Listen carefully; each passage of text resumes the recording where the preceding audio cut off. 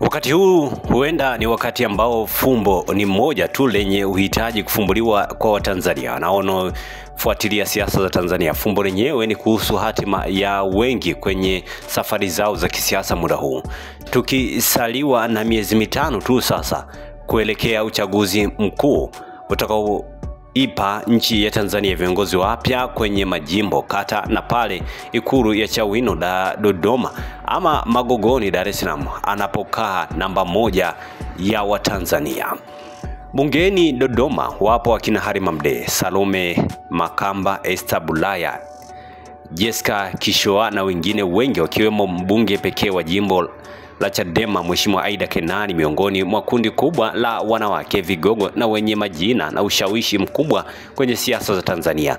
Nje ya bunge yapo majina mengi pia ya waandamizi na wanachama maarufu ambao kiu na matamanio yao makubwa ikiwa ni kuingia kwenye kinyang'anyiro cha ubunge katika uchaguzi mkuu wa Oktoba mwaka huu, wengine wakiutaka urais pia wa Jamhuri ya Muungano wa Tanzania.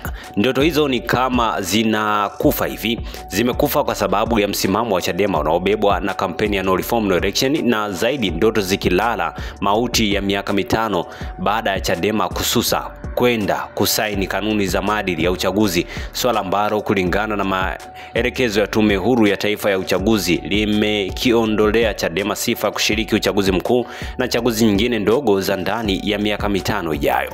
Kupitia mtazamo ama mtandao wake wa kijamii, mwanasiasa kiongozi mstaafu wa ACT Wazalendo Zitto Kabwe akionekana kuwakaribisha wale wanaoumizwa na maamuzi ya vyama vyao vya siasa, amekumbusha kuwa ACT Wazalendo ni chama chenye asili ya kuuhanga wa demokrasia, akisema abadani mja wa ACT Wazalendo hawezi acha asili yake. Zitto alikuwa akijibu hoja ya mtumiaji wa mtandao wa X anayejitambulisha kama Suji Lamaka aliyenukuu kitabu cha Biblia cha Kutoka sura ya 3 mstari wa 7 hadi wa 8, akihoji kuhusu mpango wa kuwapokea wale wenye kupitisha mateso ili kuwapandisha kutoka nchi ya mateso mpaka nchi nzuri na pana. Agarabu. Kulingana na andiko la katibu mkuu wa sasa wa chama cha ACT Wazalendo ndugu Ado Shaibu aloliandika na kulichapisha mtandaoni kupitia jukwaa la Medium mnamo Aprili 21, 2018, Ado alieleza kuwa wanachama wa ACT Wazalendo wamegawanyika kwenye makundi matatu: waliokuwa wanachama wa vyama pinzani, waliokuwa wanachama wa CCM na ambao hawakuwa wanachama wa vyama vya siasa kabla ya ACT Wazalendo kuzaliwa. Viongozi na wanachama wengine wa awali wa ACT Wazalendo ni wahanga wa vitendo vya ukiukwaji wa uminyaji wa demokrasia ndani ya vyama vyao. Wengi ni wale wanaochoshwa na vyama hivyo baada ya kuchukuliwa hatua za kinidhamu, kusitishwa au kupewa majina mabaya kwa kuhoji kugombea nafasi za juu au kutishia maslahi ya makundi au viongozi wenye nguvu kwenye vyama hivyo.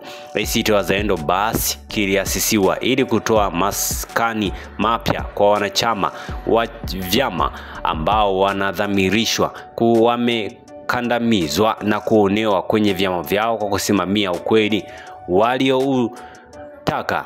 Chadema kwa sehemu kubwa walikimbia kuzorota kwa demokrasia kwenye vyama vyao, alisema taarifa ya Ado akimnukuu baadhi ya maneno ndugu Zitto Kabwe. Mwanachama na mbunge Aida Kenani alipozungumza na TV hivi karibuni bungeni Dodoma, alieleza kuwa swala la ubunge wake ameliachia kwa Mungu wake na wananchi wa Nkasi, wakati ambao mbunge wa viti maalum Salome Makamba yeye pia aliliambia bunge kuwa anautaka tena uwakilishi wa wananchi bungeni, akiahidi kuungana na kundi la G55 na kueleza kuwa baada ya uchaguzi mkuu atarejea bungeni Dodoma kuwatumikia wananchi. Wakati huo ACT Wazalendo huenda ndio chaguo pendwa la kwenda ikiwa mtu atahitaji chama cha siasa kando ya Chadema, kutokana na kuimarika kwake na namna ambavyo kimejenga misingi mizuri ya siasa kiasi kinachoonekana kuja kuwa tishio miaka michache ijayo ikifikia kuwa chama kikuu cha upinzani. Swali sasa ni ACT inaweza kuwa kimbilio la wanaohisi maumivu, kuonewa na kufisadiwa matamanio yao ya kuongoza wananchi kupitia mchakato wa kidemokrasia. Asante kwa kuifuatilia Baharia TV. Usisahau kulike, kusubscribe, kucomment na kushare.